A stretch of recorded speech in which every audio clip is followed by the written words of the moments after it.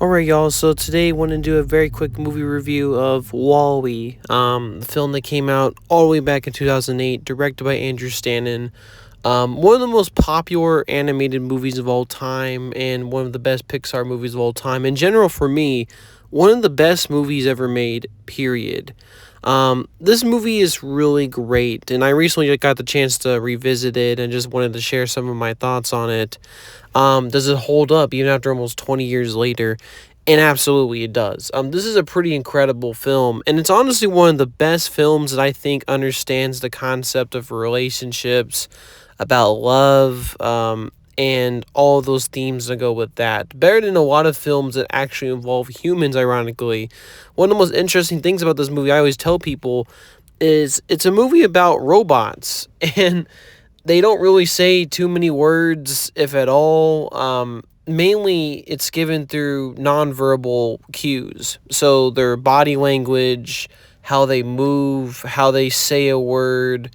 Um, you know, like usually all the robots say simple phrases, but it all, like I said, the movie expertly shows what each character is feeling without the need to express actual dialogue, and it's a brilliant form of storytelling. And I felt that these two robots, who are naturally only meant to serve, only one purpose, kind of transition beyond programming, beyond the labels that are kind of placed by people, to form a connection between these two and kind of go into a higher form of consciousness, to form this relationship that's born out of love, desire, that's beautiful. It's so heartwarming. It's honestly one of the best movies about love I've ever seen in my life. And it's really good and sweet and beautiful. And that aspect of the movie holds up incredibly well. I'm going to get into my pros and cons like always, but I'm kind of starting out with the pros.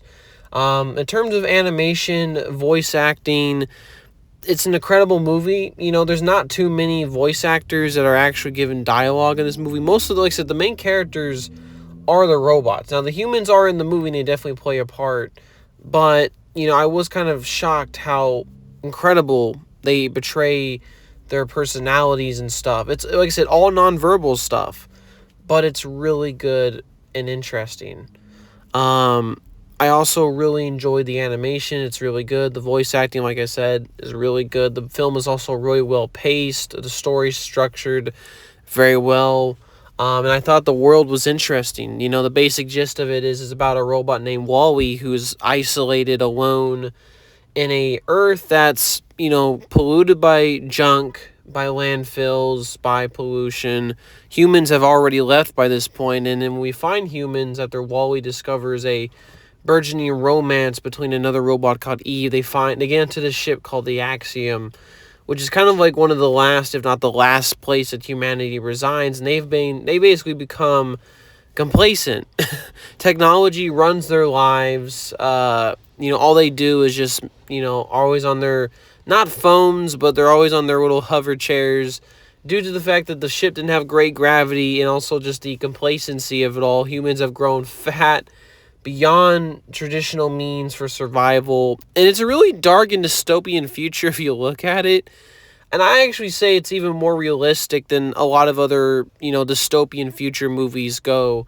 A lot of them present these kind of wild scenarios I personally think are just not, like, realistically could happen. But Wall-E's kind of one of those worlds I genuinely think could happen under the right circumstances, right? If we have enough ignorant leaders who are not caring about the issues with the planet, absolutely. And obviously the solution to them would be just to leave. And, I could totally see a world where complacency gets involved with a shit that's always designed for luxury and robots are doing everything. It's a really interesting metaphor, and I can go into hours talking about all the themes and spiritual aspects of this movie. But the biggest thing about this movie that works is the romance between Eve and Wall-E. A love that transitions their programming beyond even logical explanation, and it's a beautiful romance. I love how it starts. I love how it's portrayed throughout the movie. It's one of the most heartwarming things.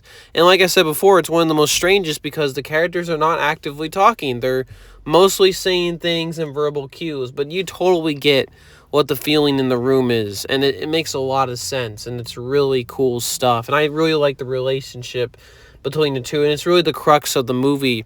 I like the story too about humanity coming back to Earth, progressing. They kind of go through a little bit of an arc where they're kind of moving past their robots and their boundaries they set, and the robots and stuff and artificial intelligence, and trying to reclaim their humanity in a way. They're not worried about surviving, they're worried about living and going back to Earth. And I thought it was a really cool theme. I like the captain in the movie, he's pretty cool. Even Otto, the ship AI of the Axiom, was really cool and interesting. In a lot of ways, like, you can view him as not really a villain, like he is, but he's also just following basic programming that he was given, so you can view it both ways. I thought the other side characters were really cool. The little robots that sometimes join Wall-E, especially with the whole robot resistance part of the movie. It's really cool. I love the designs too. The designs of this movie are some of the best sci-fi designs I've ever seen in a movie. I love Wall-E's design. I love Eve's design. It's kind of that dichotomy where it's like the females is like, bright sunlight, kind of ray of sunshine in the room. She's beautiful, gorgeous to the character. Wall-E's kind of a gruffy little garbage bot, and it's portrayed beautifully and perfectly. And also the other designs, I like the Axiom, how it looks, the ship, the other robots like Mo. They're just really cool looking. They're kind of simple, one-purpose robots, but I thought that it made a lot of sense, and I thought that, it worked for the most part. And it has some really great designs. The music, too, is really good. There's a lot of great sound design. The score that's used for the movie is beautiful. It perfectly exemplifies the themes of the movie and the emotions feeling during the scene. It's also, I think, in general, this movie is just one of the more ballsy Pixar movies. Like, you just don't see a lot of Pixar movies like this that have taken big swings like this before, and it absolutely worked in this case. I really enjoyed this movie. I really don't have any complaints about it in terms of cons. I really, it's a movie that holds up for me. I can't think, like I said, it's one of those perfect Pixar movies. I just can't think of too many other things. I really can say only like one thing, like maybe the world itself could have had a little bit more background and context, but a lot of that's already done visually. And I know there was also some kind of tie-in comics, so that also helped flesh out some things. There's not really too many things. I guess the only gripe I could really say is at the end of the movie when Eve takes out all the parts and replaces Wall-E in a way and fixes him. He kind of doesn't know who he is for a bit, then regains his consciousness, I guess you can call it.